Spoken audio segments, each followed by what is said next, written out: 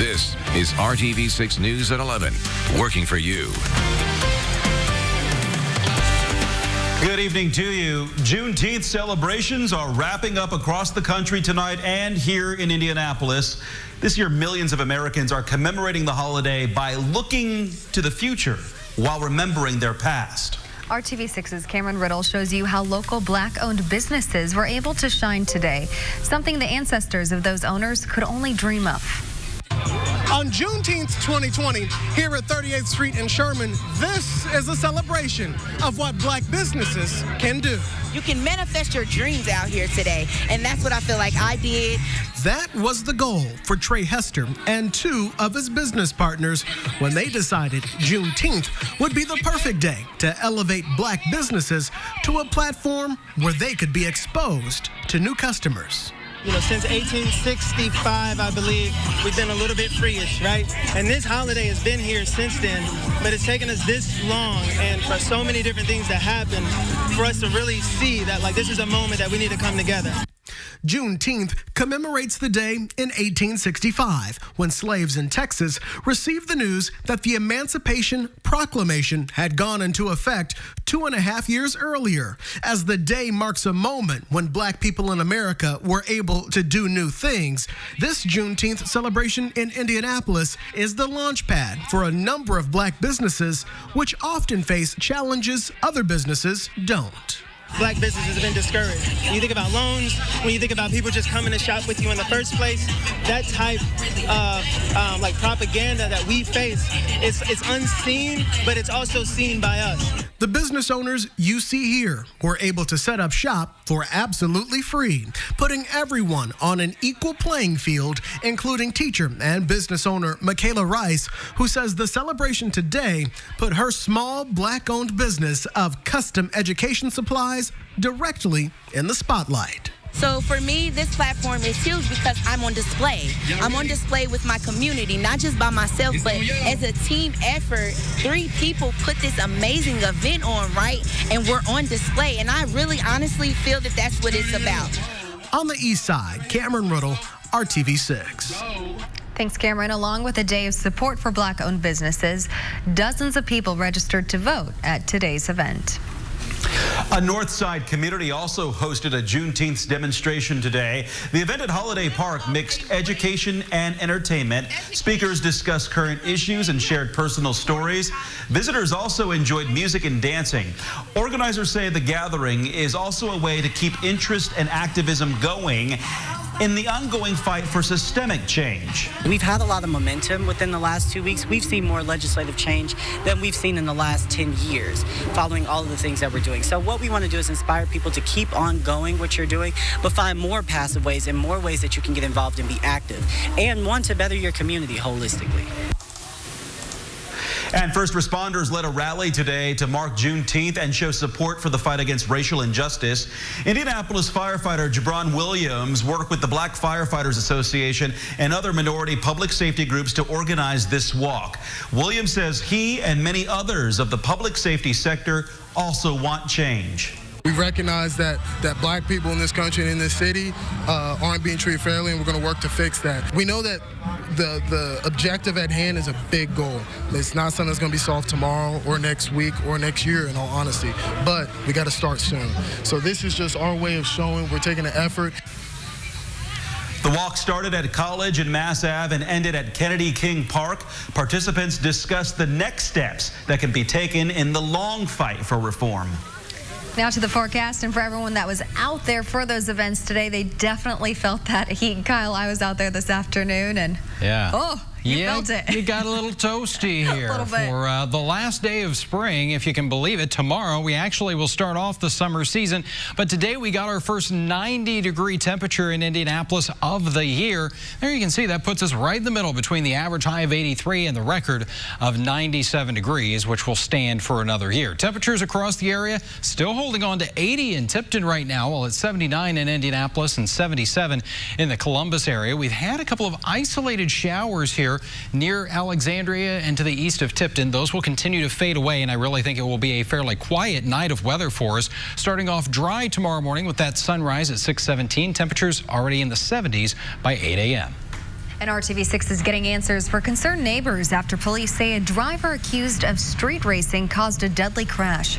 It happened last month on 38th Street near Washington in the Meridian Kessler neighborhood. Witnesses report seeing cars weaving in and out of traffic, and police say one of the drivers lost control and smashed into a car, killing a 35-year-old man. Amy McCullen heard the crash happen, and she says dangerous driving is common in the neighborhood.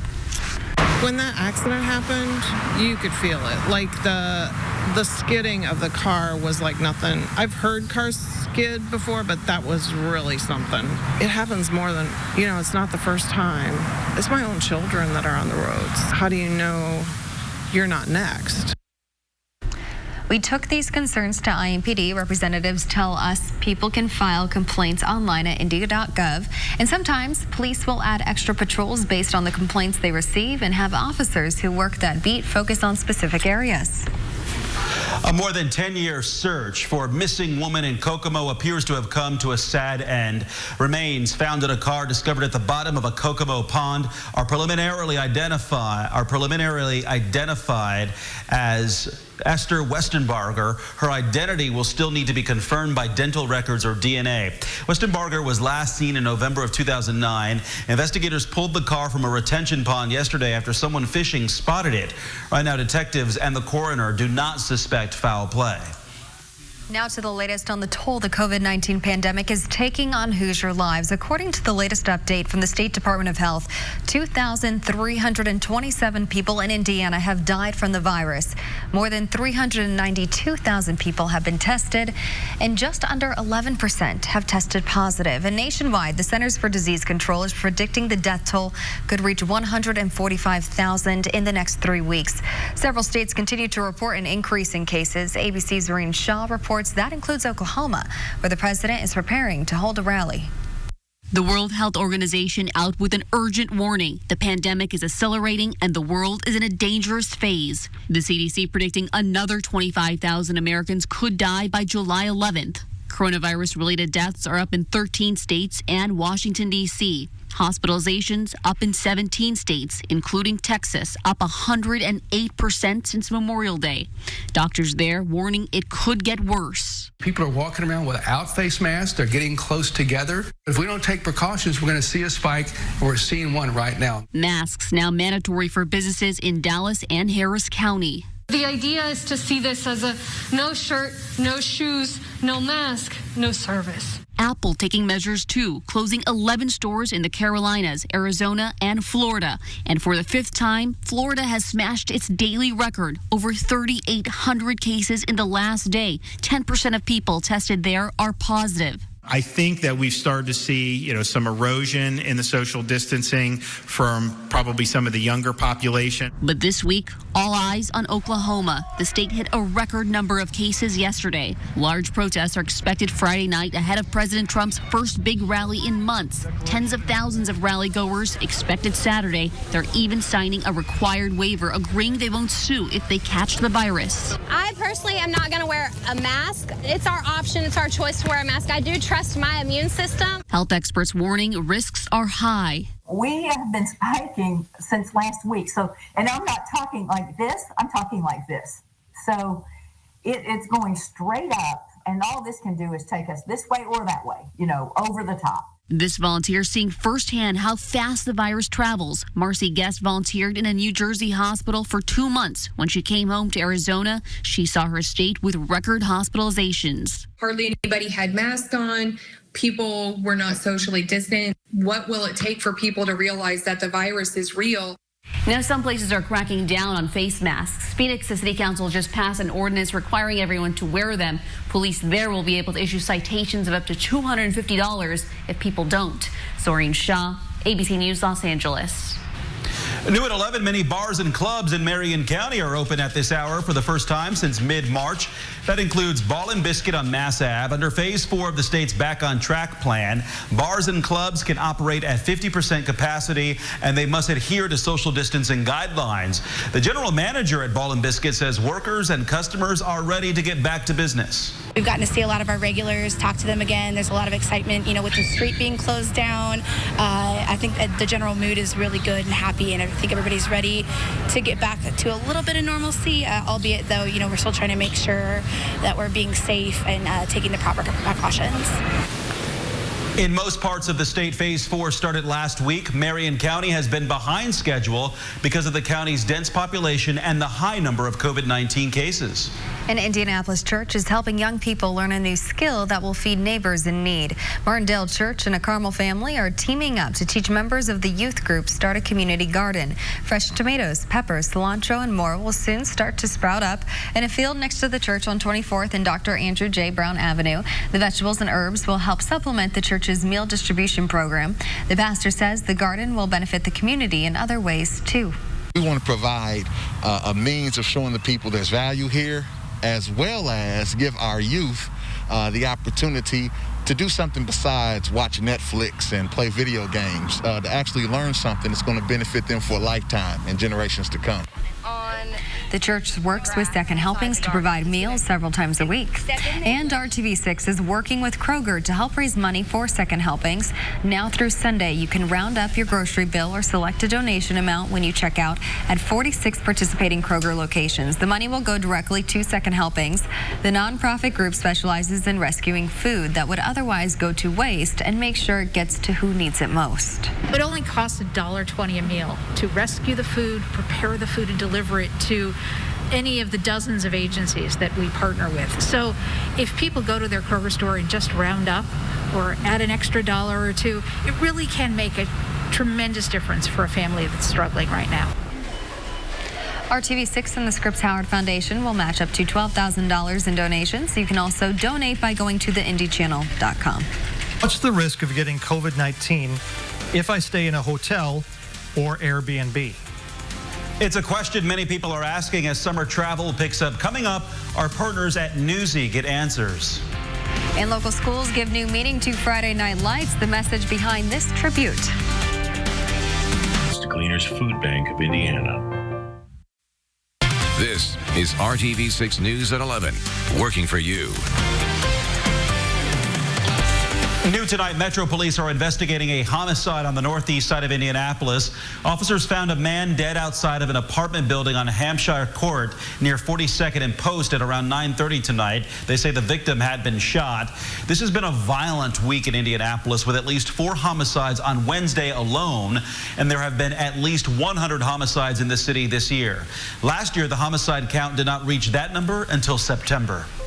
New at 11, it's not football season and students are on summer break, but schools across Marion County turned on their football stadium lights tonight as a tribute to George Floyd. Floyd was killed by a Minneapolis police officer nearly 4 weeks ago. All 11 public school districts in Marion County participated, as well as some private schools, like here at Bishop Chatard. Now to the forecast. Temperatures are still in the 70s tonight. Kyle is tracking another hot day ahead before storms move in. Hey, Kyle. Yeah, and Mark, is going to be pretty fitting here as officially tomorrow at 5:44 in the afternoon, we will bring in the summer season. 79 degrees right now in downtown. You got 76 in Greenwood and 78 degrees right now in the Kokomo area. And temperatures are not going to cool off all that much tonight. We will have partly cloudy skies.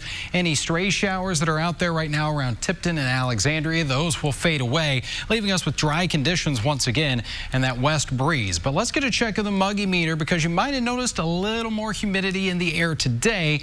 And as we go into the weekend, especially Sunday, look at what happens. It does get back into that humid range and will stay there as we go into early next week before a front will come through here late Tuesday into Wednesday, knocking that humidity back to more comfortable levels. But as we take a look at your Saturday hour by hour here, you can see a lot of dry time here. In fact, I think our rain chances about like they were today, less than about 20%.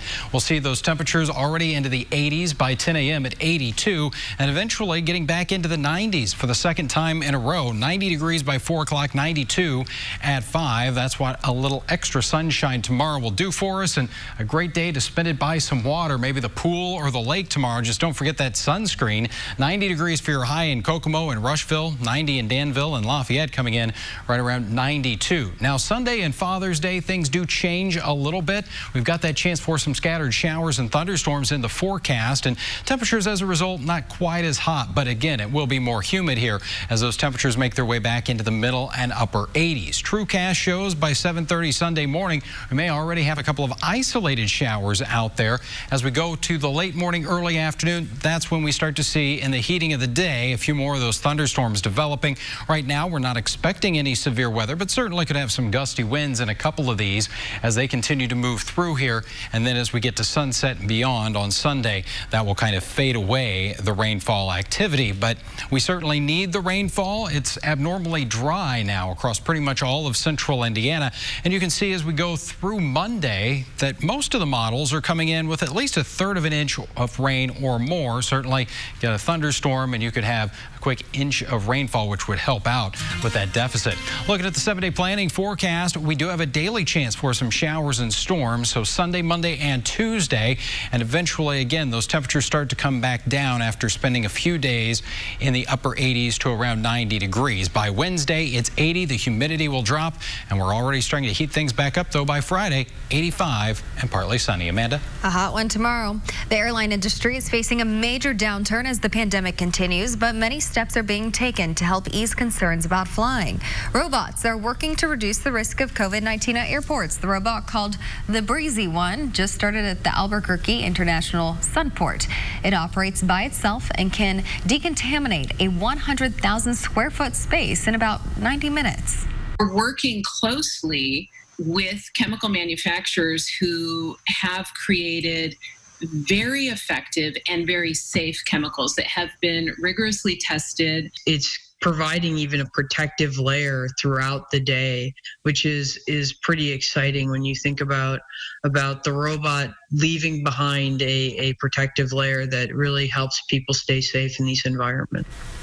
The creators of the robot say the disinfectant is registered by the Environmental Protection Agency and has been tested and approved by multiple government agencies. The director of aviation for the city of Albuquerque hopes the new technology makes people feel more confident about being at the airport. Here with robots, we actually have the whole facility mapped out, and we can see what it's done, what it hasn't done, how long it took the robot. And so we're actually able to guarantee the customer and the passenger that these spaces that they're touching in the airport are getting disinfected on a nightly basis. Nika Allen says the robot is not eliminating custodians. She says it's making their jobs safer and letting them focus on other tasks. Airports in Pittsburgh and Grand Rapids have also added robots. And some airports are adding vending machines with personal protective equipment like masks and hand sanitizer. Many airlines are now requiring passengers to wear masks. Many people are avoiding the friendly skies and opting rather to take trips instead on the road. But that comes with concerns too when it comes to staying away from home. Our partners at Newsy are getting some answers. When it comes to getting sick with COVID-19, you might be thinking about this, and we have too. Joel asked, what's the risk of getting COVID-19 if I stay in a hotel or Airbnb? We asked the experts. Their take, contracting COVID-19 from going to an Airbnb or hotel is medium risk. The risk of staying in an accommodation like Airbnb or a hotel would be primarily related to whether someone who was infected stayed in the room prior to you or used some of the common areas. You're going to maintain social distancing when you're in your hotel room. Same with an Airbnb. So I would just make sure that whatever hotel or Airbnb that you're going to stay at has those good cleaning protocols in place, and they have a plan for how they're going to manage COVID. They do clean the rooms there. And additionally, you're either traveling by yourself for work or you're with family. So it is, again, that nuclear family concept there. There have been reports of detection of virus on certain surfaces within hotel rooms, especially one study showed relatively high levels on pillows and pillowcases when someone who was ill had stayed in that room prior. So I think it's really important that hotels and Airbnbs clean very well in between customers. And that you can also do some cleaning yourself when you arrive to disinfect any high-touch surfaces and do that frequently during your stay as well. If you have a question about your risk, send us a video question to what'stherisk@newsy.com. Now at Wickerworks right here in Brownsburg. This is RTV6 News at 11, working for you. More businesses across the country and the state are reopening offices, and they're taking safety precautions like disinfecting desks and implementing social distancing guidelines. But Scripps reporter Jessica Paris reports some employers are learning the changes may not be enough to bring people back to their desks. There are people who have fears of returning back to work just due to the safety concerns. Maybe they might be at a higher risk due to their compromised immune system or someone else within their family. So they have some concerns about returning, and some employees don't want to return, and some employees want to continue to work from home when they were able to do it during this period of COVID. Amber Clayton, the Knowledge Center Director at the Society for Human Resource Management, says some reasons for an employee refusing to come back to the office are protected under law, from health reasons to childcare reasons. Employment lawyers like Ruthie Goodboe agree, citing OSHA and the National Labor Relations Act. An analysis needs to be done by the employer to determine, am I able to separate that employee if they're unwilling to return to work? Am I required to do or take certain steps? And then if I do that and they still don't come to work, do I have the right to separate them? Employers must also make sure they're following regulations under the Americans with Disabilities Act and Family Medical Leave Act. How do you think OSHA's going to come into this? Because OSHA's kind of like a wild card in terms of how they determine what is a safe workplace amid this pandemic. If employers are following guidance from the CDC, from OSHA, in limiting their exposure in the workplace, that should be satisfactory. However, there may be times that somebody may in fact be infected while working in the workplace, and an employer could be held liable for that depending on the situation. But for those employees who simply have a general fear of COVID, and despite any accommodations the business is taking, still don't feel comfortable coming back to work, it may be a breaking point. There's no federal or state laws that I'm aware of that requires an employer to provide leave based on someone's fear that they may contract some type of disease, whether it's COVID-19 or something else. So, employers should, though, look at their policies and practices to determine what they've done in the past and ensure that they're being consistent and fair in the way that they're applying their policies. Perhaps the biggest key for employers and employees in getting through this is communication. Stay calm, take a breath, and make sure you're communicating well with your employees to get all of the information so that you understand what their concerns are. Because I would venture to say that in many circumstances, once the concerns are understood, they may be able to easily resolve them. And ultimately find a mutually agreeable working situation to keep everyone comfortable and healthy at work. I'm Jessica Paris reporting. The road ahead.